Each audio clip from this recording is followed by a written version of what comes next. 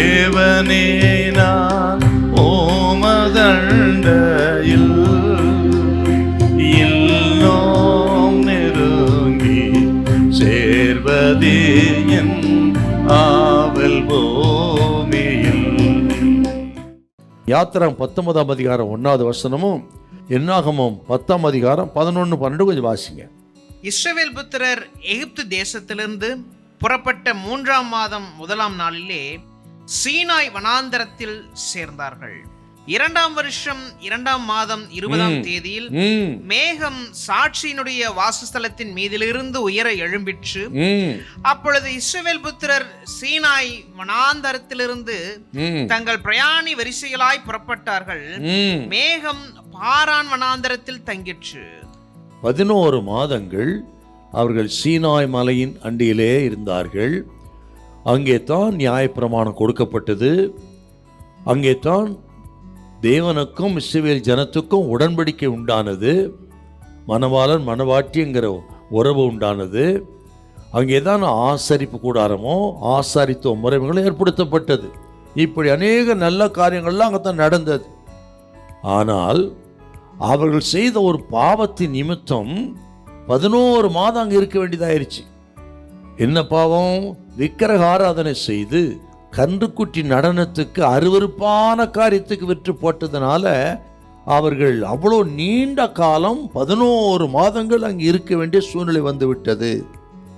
அந்த பாவத்துக்கான நியாய தீர்ப்பு அங்கே கொடுத்தாருங்க. 3000 பேர் செத்தார்கள். ஆகவே தான் அங்கே அத்தனை காலம் என்று சொன்னால், நாம் தேவனோடு ஐக்கியம் கொள்வதை விட்டு தேவனுக்கு வெளியே இருக்கிற நாட்கள் இருக்கு பார்த்தீங்களா, அது தாங்க வீணாய் போன நாட்கள். வேலை செய்யலாம், வியாபாரம் பார்க்கலாம், இல்லை செய்யலாம். ஆனால் தேவனோடு உள்ள உறவை விடக்கூடாது.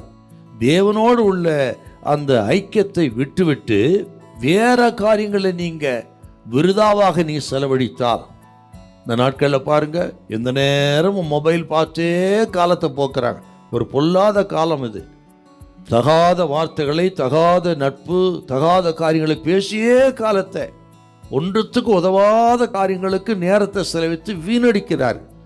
ஆகவே தான் சொன்னவங்களுக்கு, தேவனோடு ஐக்கியம் கொள்ளாமல் செலவிடுகிற மற்ற நேரங்கள் எல்லாமே அது வீணான நாட்கள் தாங்க. கர்த்தர் நம்ம கொடுத்த இந்த ஆயுசு நாட்களிலே வாய்ப்பு இருக்கும் பொழுது இந்த நாட்கள் எல்லாம் பிரயோஜனப்படுத்தி கொள்ள வேண்டும்.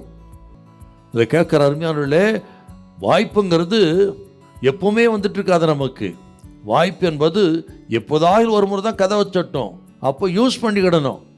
வாய்ப்பு கைமீறி போன பிறகு அழுது பிரயோஜனம் கிடையாது.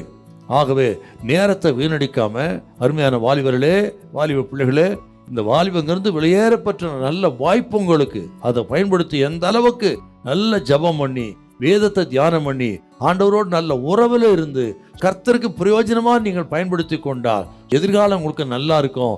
கர்த்தர் அதிகமாய் ஆசீர்வதிப்பாராக. ஹல்லேலூயா, ஹல்லேலூயா.